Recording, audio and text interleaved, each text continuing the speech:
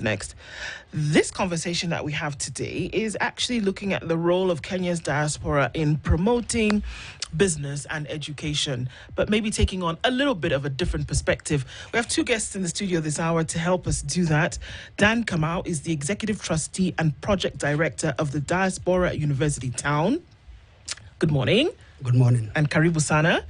Professor Philip Mutisia is the trustee and university academic founder of Diaspora University. Good morning, Professor. Good morning. Karibu Sana as well. Asante. Welcome to the hot seats of the Situation Room. I mean, we're getting into it this morning. I think a lot of interesting things that we go into and have questions about already. But let's welcome you in true Situation Room style. And CT goes around the continent, and we have to say this every day. Every week comes back with proverbs from a different country. So he lets you know what that is, and then you tell us what you think about it and how you would interpret that. All right? All right. Okay. Proverbs for the whole of this week, ending today, are from the United Republic of Tanzania. Okay? Maybe my canoe is bigger than yours, but the sea is the same. If there is no fish, we both go hungry. Let me repeat it. Maybe my canoe is bigger than yours, but if the sea is the same, if there is no fish, we both go hungry. Let's start with you, Prof. What do you think about that? Yes, the canoe is bigger and small. Mm-hmm. There's no, it's the same sea. There's Same no sea. fish. Yes. That, to me, it represents the how you plan ahead and how you predict what you are supposed to go to. You should know how much fish in there before you start going, but you also competing for the same thing, but you don't have the resources, or you don't have the product. You do not know whether there is anything, but you're competing for something which you don't see. It reminds me of another saying which is says, be careful when a naked person offers you a shirt. Because there's nothing, and you say, let's go fish.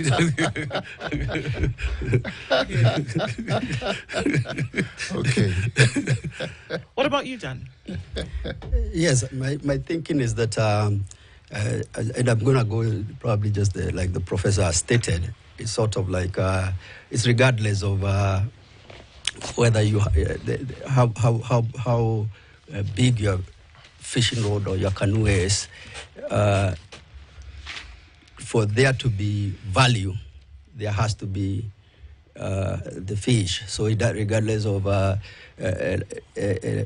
like for example, if I was to apply like even the jobs in Kenya, if people, regardless of the size of the country, like Kenya or Uganda, if we don't create jobs, it's not the size of the country, it's the value of whatever the product is going to be. Good. Okay. Not bad. Yes. All right. It's actually giving the proverb relevance. Indeed. Yes. It is. So Kenya's diaspora, we've talked about, the relevance of Kenya's diaspora in different countries in the world.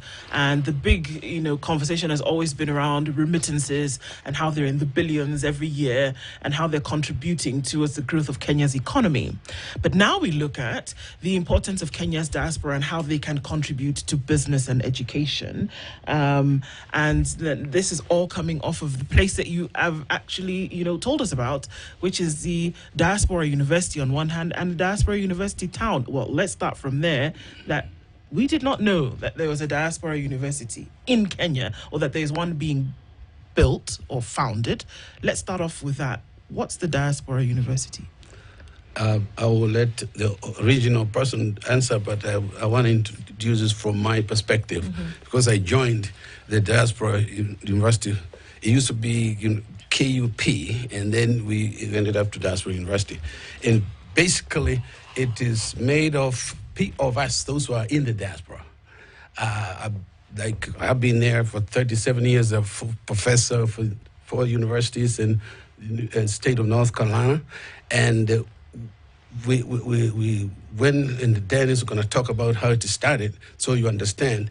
But the whole idea of a diaspora is how do we, those of us who are from here, from the diaspora, leverage our skills, talent, and treasure to give back. And that's why I really retired from after 37 years in working as a professor, giving there. So now the idea is to come here and implement a university which will also produce better or similar outcome, which is to build the economy and improve education. And so I'll let and then expound on the origin of it, because the philosophy of it is very interesting. And that's why I joined him in 2014. Okay. Yes, thank you so much. Yes, two professors actually. One is Professor Raphael Joroge. He passed on in 2014. And the other one is Professor at Gastenfeld. They were in WPI University, and what they did was that they thought that they could start a university in Kenya. And they also invited us Kenyans who are living in the diaspora. By then I was living in the city of Worcester, to come into that discussion.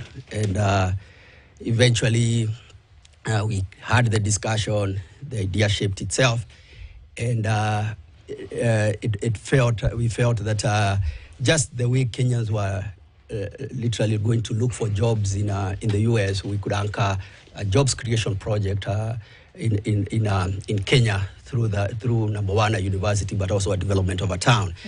And that's how the plan shaped itself. And today we are implementing the Diaspora University Town in 1,500 acres. It's going to create 20,000 jobs. And it has also, when we came, we also found a community that also said, oh, we want to be part of this. And they had 5,500 acres of land. And today, sort of like the project, although we are doing it in 1,500 acres, it also encompasses the other 4,000. They are starting close to 30 businesses, 30 new businesses, as you have stated.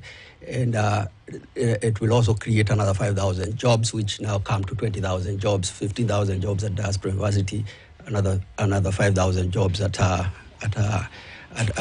other 4,000 acres. So that's how the project came about. It's literally about making the number one, the land productive, and number two, the human resource, because we went to the diaspora because there were no jobs. So if we could get jobs here, it would be great for economy, and we could also grow our economy. So with the start of so who goes to the university? Yes, that's a good question. The process we did was we asked that same question at that point when we were conceptualizing. We could look at it from the aspect that if you put out a university and number one, you don't have students coming in, you are going to end up with the buildings and a university that has no students. So we approached it from a different approach, whereby we said we first want to create an endowment. And an endowment is what funds the university. For example, right now, one of the best universities in the world, Harvard, has an endowment of 50 billion, has grown to 50 billion. So sometimes even in the news, we used to hear that even if Harvard did not have students paying, it could actually give 7 years to students coming in just without pay, because it has the money. So we created that. So right now, the Diaspora University project has an endowment valued at 3.8 billion, based on the plan that we have created, and it's going to fund the students. Who are the students who are going to come in? When Taita County Assembly passed the institution town plan that we are implementing, 200 students would come from Taita County, 10 from every ward, and there were some incentives there. The one incentives was that any fees, levies, and everything that the project is going to generate, 50% is going to come back. We are still trying to get the incentives increased to even 100%, and that's one that's how we are going to get the students. We are also looking at getting the students from all over the country, Kenya. And again, the process is that as we create the endowment, we're also going to create a student finance fund. And that's where the SMEs or businesses also come in, because we're not just bringing the university, we're also bringing a lot of businesses that will work hand in hand with the university. For example, we have Daktari Biotechnology, Medicine and Vaccine, that the university is already invested 30% that is going to build a medicine and vaccine plant there. Yes. Do you already have a charter from the Ministry of Education? Not yet. Not yet. Okay. Yes, I can explain the charter also. What happens is that when you start in a university, is a business in itself. So you start it as a business. So we have the trust. The trust is created. So you endow the resources to the trust. Once you kick off the university, the Commission of University of Education will first of all give you a letter of interim authority. That will kick off your university after 4 years, or as you go along, when now they feel that your university is stable. It does not need, you can actually call students and offer them that 4-year degree program. Then you can ask for the charter. So the charter takes a long time. Okay, so to my second question, it's called the Diaspora University and Diaspora University Town, respectively. But my question is, how exactly would it work? Why not just call it authoritative at a new university? Why the emphasis on diaspora, especially if professors retired and come back? What is going to be the connection with the diaspora, and how will a student who's registering be connected with that term, diaspora? Yes. The name itself, as we came to work on the name, there were several names. Number one, Darabi community had joined us in the project.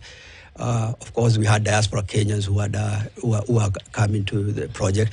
So, from a name perspective, once the persons who are there were asked, they said, "Oh, why don't we give the name diaspora as an incentive for diaspora to bring back resources to like education and other resources?" So the name diaspora came from that fact of telling the diaspora, just bring back education, bring back these resources, that was the whole process.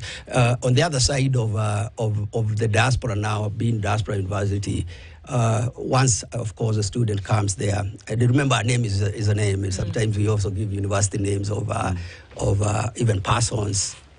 So basically, once students come there, they would, of course, know that this educational system came from the diaspora. And again, we're not starting a university from scratch. We are literally adopting the professors adopted a university system where they were working, which was WPI University.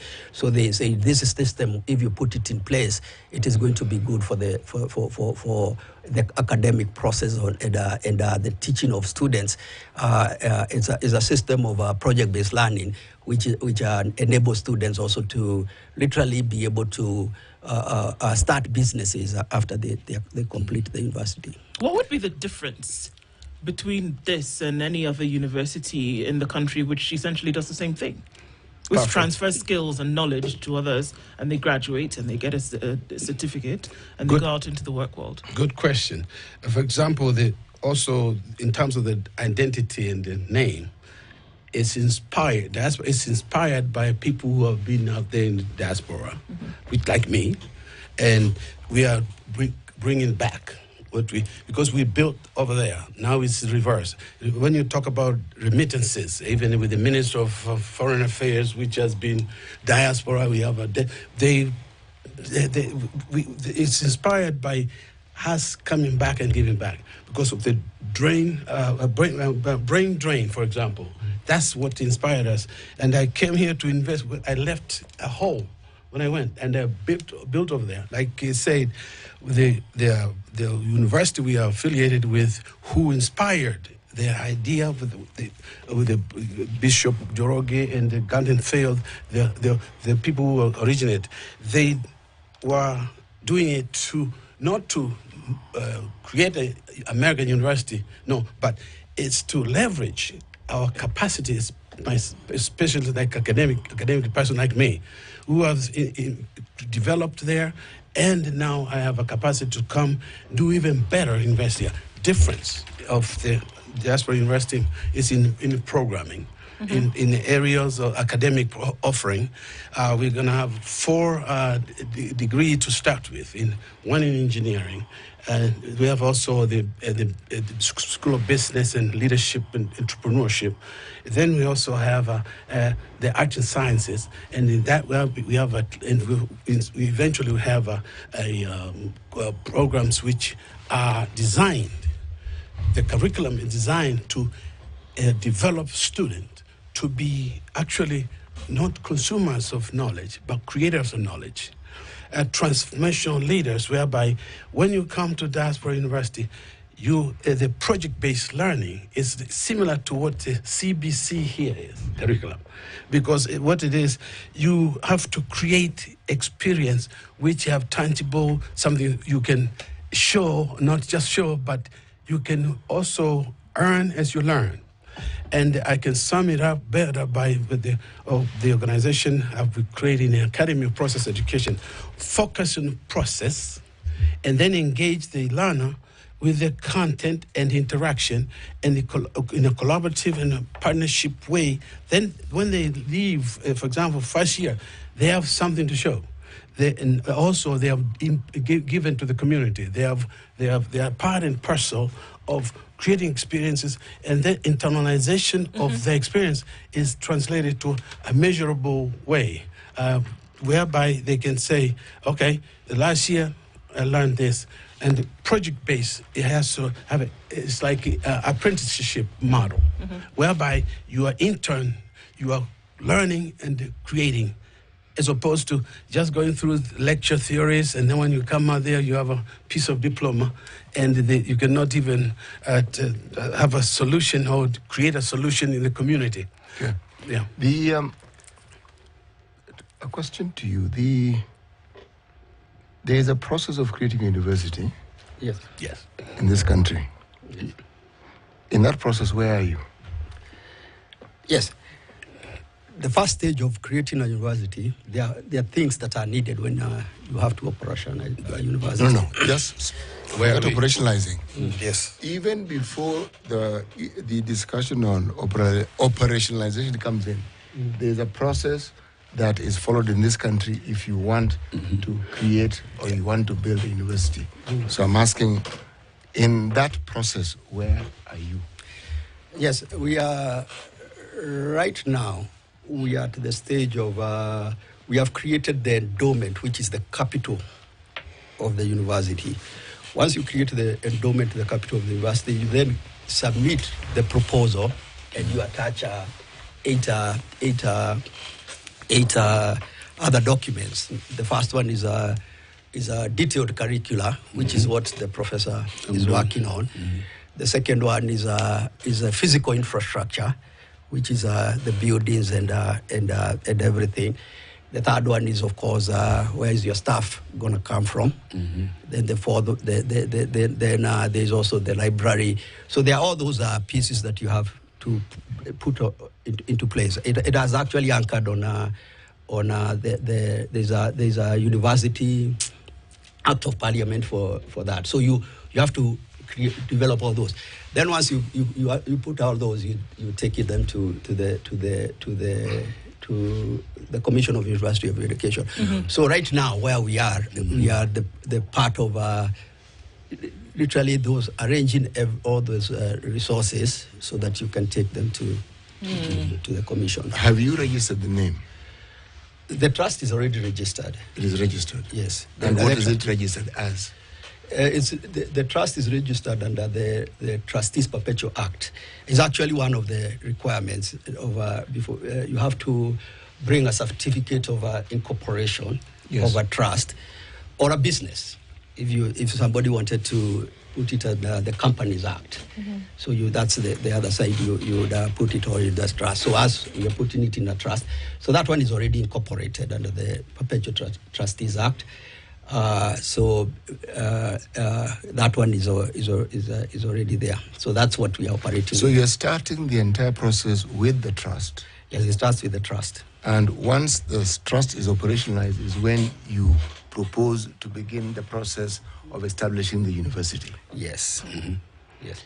You then the trust now submits all the documents that are needed. Mm-hmm. But once a trust is created, and this is the standard process is because most of the universities all over the world are endowments. You endow. Mm-hmm. You then now once you create that trust.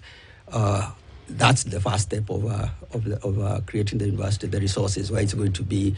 Then you meet all those requirements that are in the trust. And I think also the uniqueness, again, back to what Du asked about, this is not a government, public institution. It's a private university. No, it's not private. What is it? It's based on trust in the community.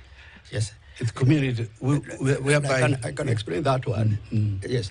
Remember, the only difference between a public university and a private university is where the resources are endowed by the public and where the resources are endowed by the people, the same public, in their capacity as private. So there's no difference so much. So in this case, the resources were not endowed through the government, but endowed in the private. Like, for example, we didn't get a budget of coming up and saying, this is a budget to create this university. We actually worked on it, put our resources, and the endowment has come from Kenyans, both in Kenya and also in Kenya community, putting those resources as in their private capacity. Yes. Okay, so who makes up the trust? The trust is once you register a trust. What happens is when you're registering in the trust, you take the resources that you have, you endow them. So I understand generally about a trust. Who makes up the trust for this university? Yes. Now you have the trustees. Yeah. We have 4 trustees actually. We have trustees from the diaspora Kenya, and we also have trustees from the community in Voi. So the trustees now are made from the people, mainly the people who endowed the resources. But again, trustees, you can add any person anytime. For example, you see people can come in and also endow other resources. And they can also become trustees. So basically, and a trustee is very different. It's just a trust doing the role that because we started with a development plan. So all you're doing now is enacting that plan. So you've said that in this endowment you have got what, 100 billion Kenya shillings? No, it's valued at right now in the audit report. The last audit report, it was valued at 3.2 billion. 3.2 billion yes. Kenya shillings. Yes. All right. So this 3.2 billion, you said it's a valuation. Yes. Is it, how much of it is in actual liquid cash, and who would you say, without of course naming names, are the people who have put in who are they? Is it business people? Is it academicians? Is it well-wishers? Yes. Members of the diaspora. Yeah. Yes. As we stated, any idea that starts, and I'm going to also utilize also an example. The only project that we comparative with is Konza City right now. When Konza kicked off as an idea, they said, we are going to need some money. That was in 2008. And people had tax money, and an office was opened. So even ourselves, once an idea, the professor started the process back in the US, it required money. So the money was put in. So eventually that process, money keeps being put in. Even Konza right now, just on the side of what we would call operational side, in the last 16 years, with the public of Kenya, we give around $1 billion every year, just to operational side. So basically that's also what we have done. Then the second part is, of course, the land is also part of the community. So those are the resources you then value. my question still stands, and I'll tell you why I am being a bit pedantic about this question. In any organization, you must always follow the money. So, for example, if I'll give you Kansas City, because I happen to do a documentary in Kansas City.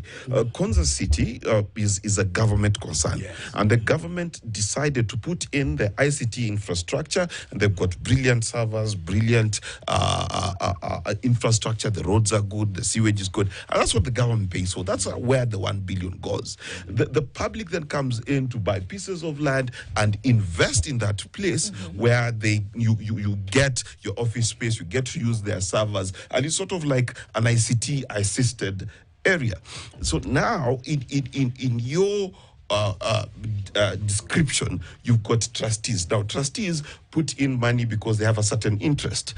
Some are charitable, some have a business interest, some have political interest. They want to say, invested here and I change the lives of the people. I'd like just to see how that trusteeship is done. Yes. Again, let me answer that one a little bit different. Trustees don't have a personal interest. Any trust, there's no personal interest as is created. Like, for example, right now, today, if you appointed a Harvard University trustee, you're not going to go with your personal interest. You're going to actually enact the process. But that trusteeship is different because when you're appointed a trustee and you've not put in your money, there's other people's resources, whether it's donations and whatever, that you're put in charge of. From what I want to know, trustee or not, where is the money coming who contributes from? to? Yes. And thank you for that.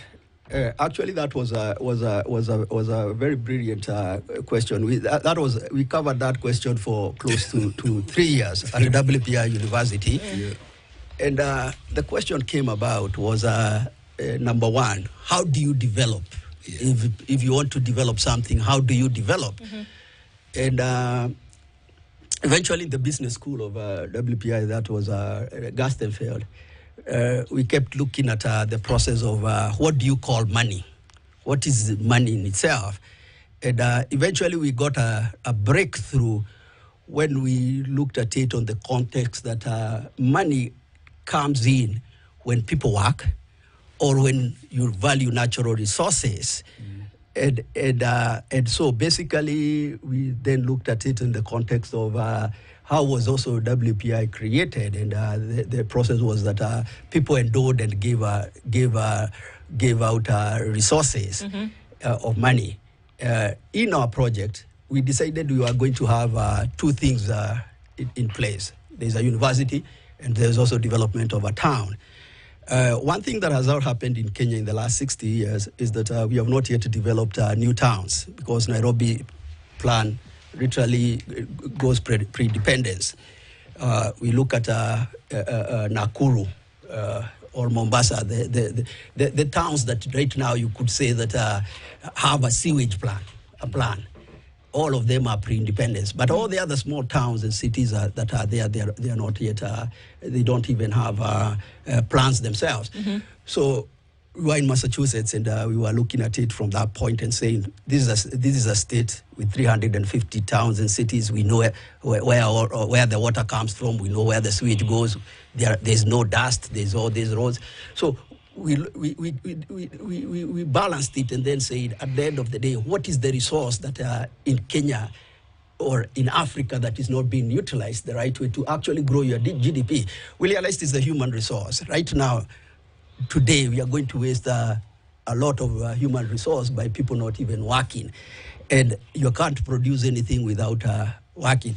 So that's how we came about, and we then looked at the capital. So the project itself, when the first class is graduating, the university will have, its endowment will be around 20 billion, but its assets will be around 30 billion.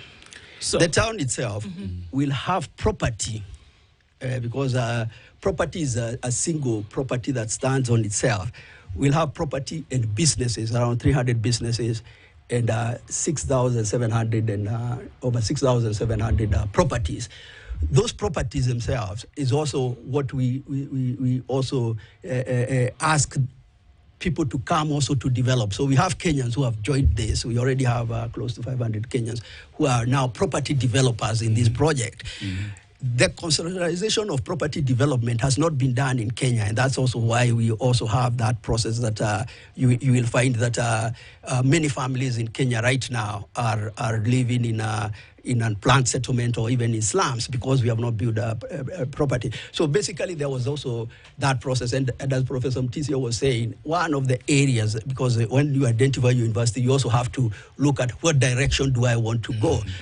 The area that this university wants to support is number one, jobs creation, where the human resource is not being lost to the future. Today, as I stated, over 20 million Kenyans don't have formal jobs. Many of them will do something, but they will not have a formal way of making income. The second side that we were looking at on this university is that it has to support the Kenyans' rights, the ones that they said they want. Article 42, clean and healthy environment. Article 43, healthcare, housing, clean water, food. So those were the areas, and also education, and then the children right in Article 53. So those are the areas that we want to concentrate on. Let's take a break at that point, Mark, so we can take a quick look at that weather and traffic. Looking at how education and business can be supported. Let's look a little bit more into that and see what's on offer currently and how is that changing Kenya as opposed to bringing in something new. Dan Kamau and Professor Mutisia are our guests this hour, and we're looking into a lot of these as we come back from this break. Don't go away.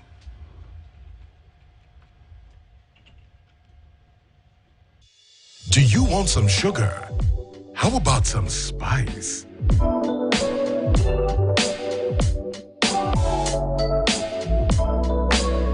I'm back with a little sugar and a little spice.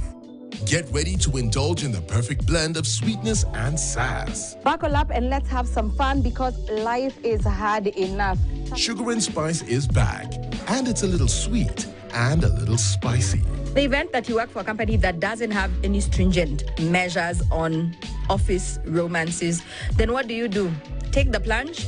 Why do many ladies like dating older men? You believe that once a cheat, always a cheat. It's not as easy as it seems. It's not. Tune in every Monday to Friday from 10 a.m. to 2 p.m. This is 94.4 Spice FM. You're tuned to Sugar and Spice with Yolanda Mulwal for everything fun, funky, and fresh.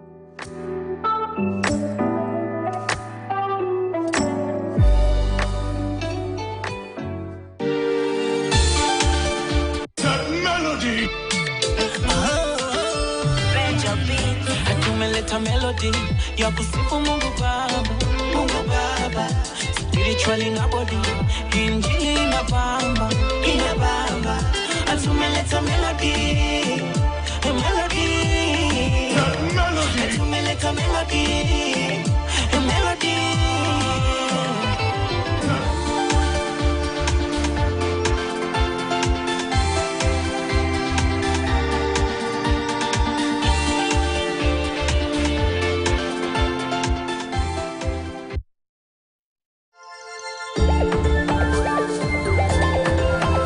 Okay, tangu nijifunze kushona viatu, nimeinspire wengi. Nikiwa online, nikaona hizi advert ya KCB Foundation, governor ali-advertise. Asema, let me go try. Mimi nikapigia simu na manager wa Kitani Vocational Training Center. Kaambia, Masi, uli qualify kwa kuwa sponsored by KCB Foundation in partnership with Elgeyo Marakwet County. Mimi tukaambiwa pia ukienda shule, itakuwa free accommodation. Chakula utakuwa unagharamikiwa na shule. Okay, fine. After kupitia program ya tujiajiri, nilikuwa empowered as a youth. So niko sahi prepared, at least nitakuwa na mashini. Itaniproduce large number of shoes. Wengi nataka kuwa na duka kubwa na employment. Nataka kuemploy vijana wengi.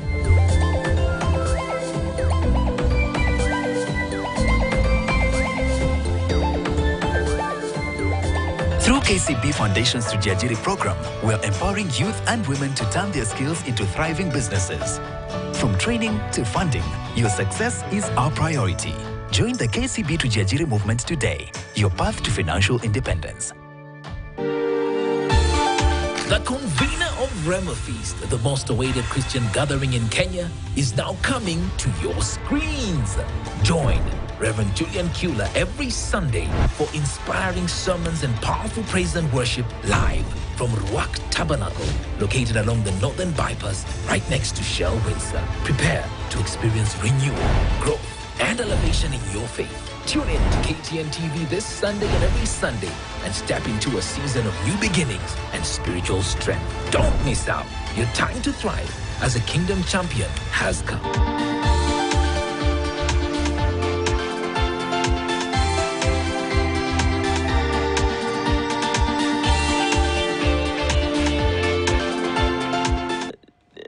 Diaspora University and Diaspora University Town. We're also looking at supporting business and education through this. Our guests this hour are Professor Musimi and also Dan Kamau. Go ahead. Well, you know, when you talk about cities, there are 4 cities within Nairobi, within the environs of Nairobi, I should say, that have been proposed. We talked about Konza, there's Tatu City, there's Northland City, and there's one that was still in the drawing stage called Railway City. City, you know, the space between South Sea and the railway. So it's supposed to be a young, posh, urban area. So there's a journey that is a bit askew for me. Because unfortunately, I went to the United States and I was trained on financial propriety and impropriety. So one of the questions that that has risen in my mind when I look at these places, their financial plan is very clear, and who they expect money from and when is very clear.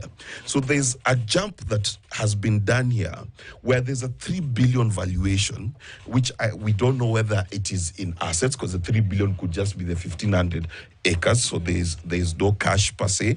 And then from 3 billion, there's a jump that after the first graduation, there'll be 30 billion shillings in assets and 20 billion shillings in the bank. Now, that math, based on how businesses grow and are done, together with the model of endowment, is not tallying in my mind. So take us through the financial journey so that anyone listening can understand that if they do send their children there, the university will not shut down when the child is in second year.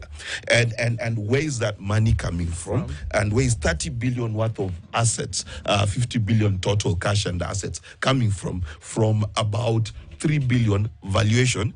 Because valuation is not cash. So how is that working? 3.2. Yeah. 3.2 billion. Yeah, Yes, 3.2. I stated 3.2. Yeah. Yes.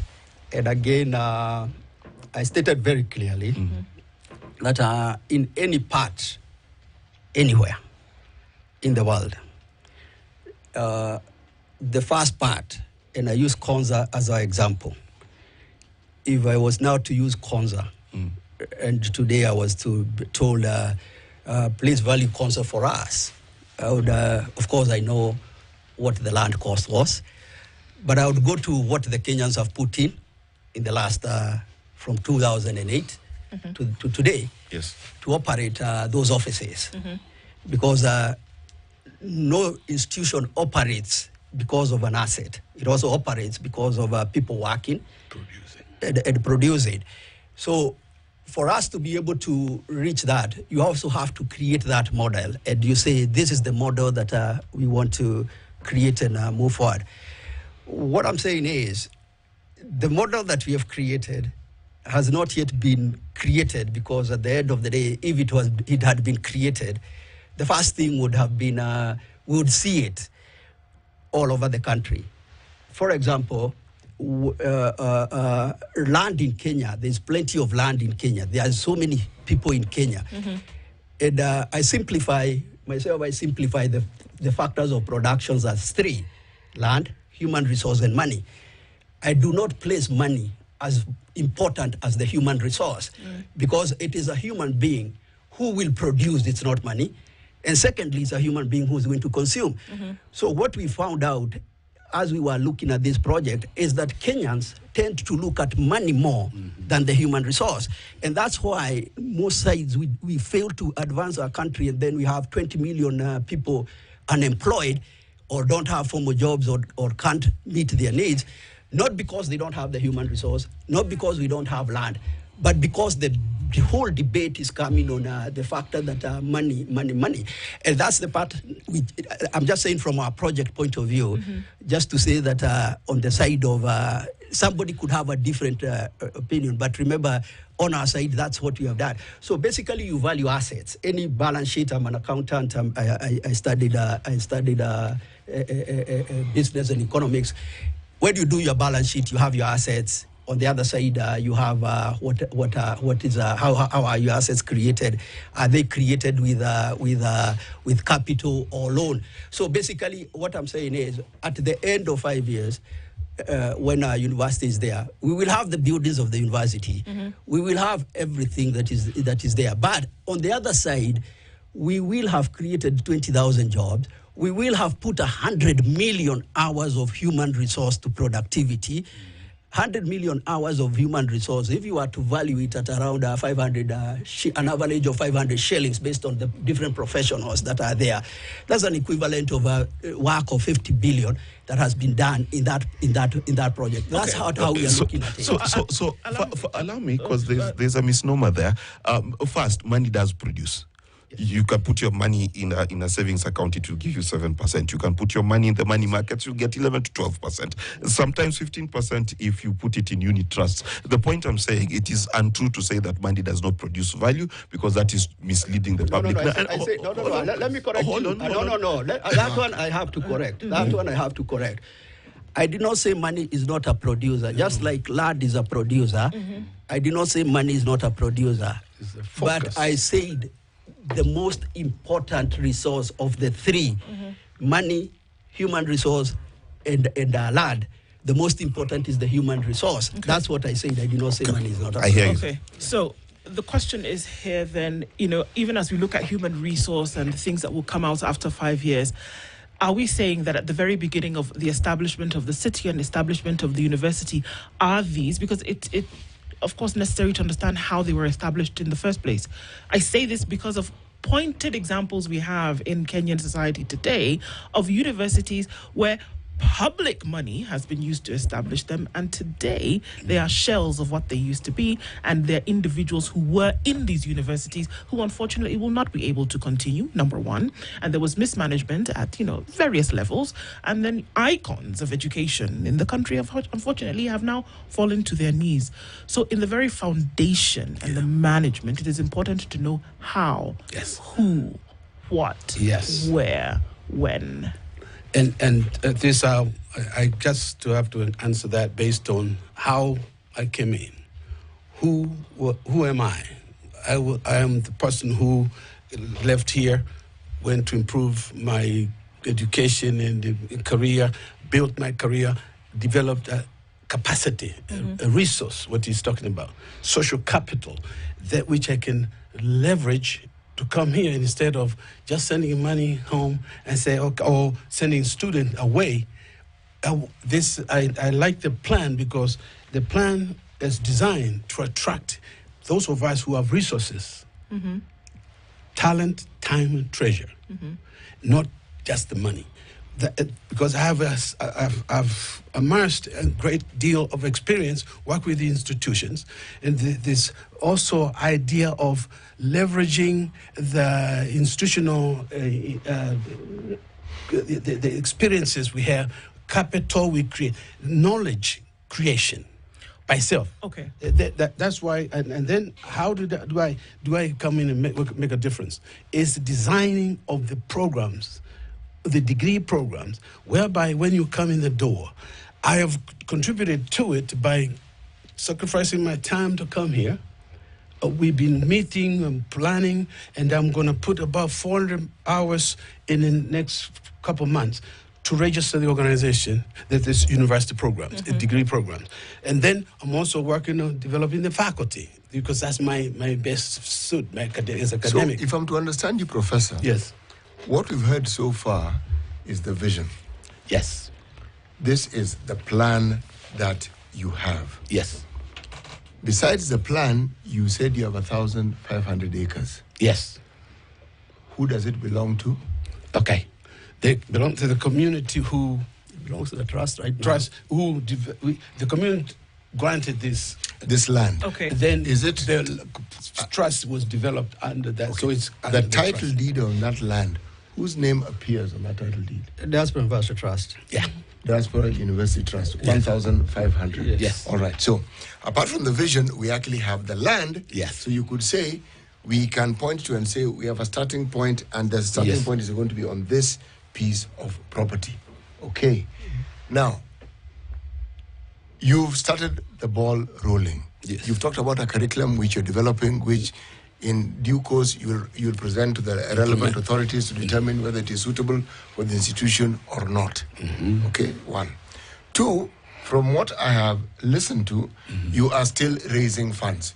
Yes. You want to sell the vision and the idea so that those who are interested can participate. Have I understood that correctly? Yes, it's the same thing. Let me just put just a small addition. The first thing that the first resource we created was which was created in the WPI. That was in WPI. We never approached it from let's get the land, let's work. I would not be in Kenya if we approach it that. We first of all said, why has Africa not developed? Why did the GDP of the US grow from 57 billion to the current 29 trillion? So that was what we sat down in the business school of the WPI with the professors and looked at it. Then we came up with the master development plan.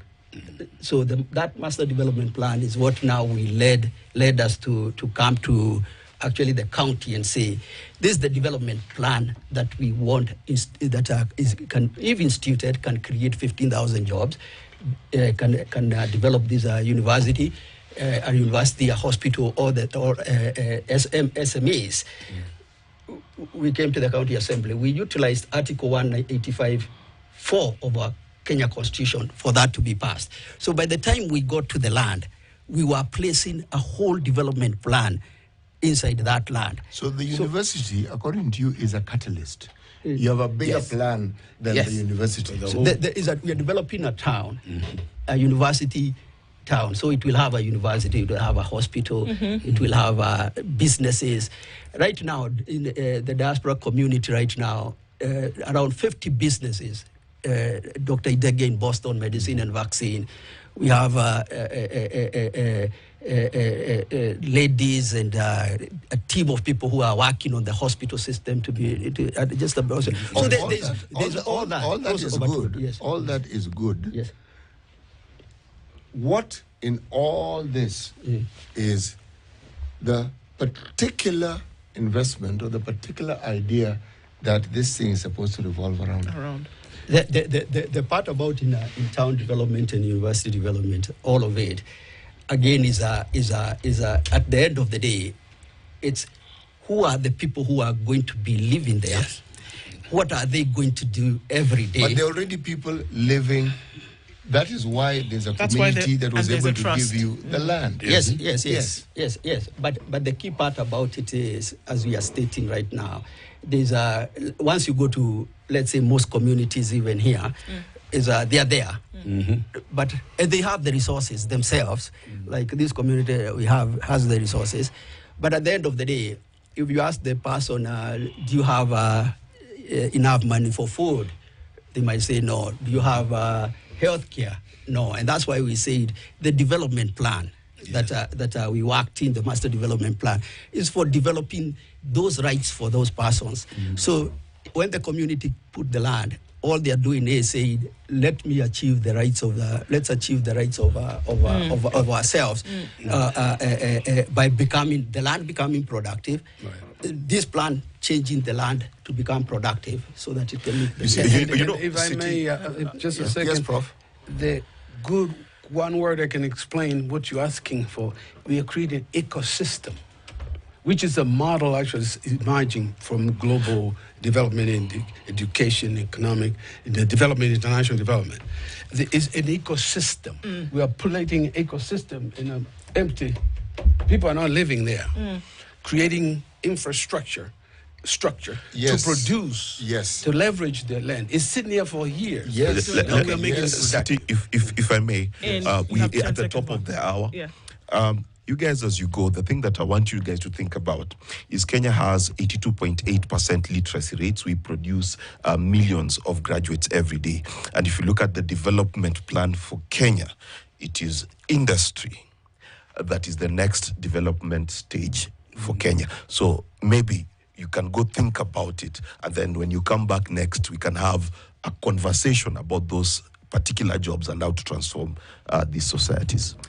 Sadly, our time runs out too quickly. Dan Kamal, who is the Executive Trustee and Project Director of Diaspora University Town, and Professor Philip Utisia, Trustee and University Academic Founder, Diaspora University, have been our guests this hour. Thank you so much for being here this morning, and we look forward to the next conversation.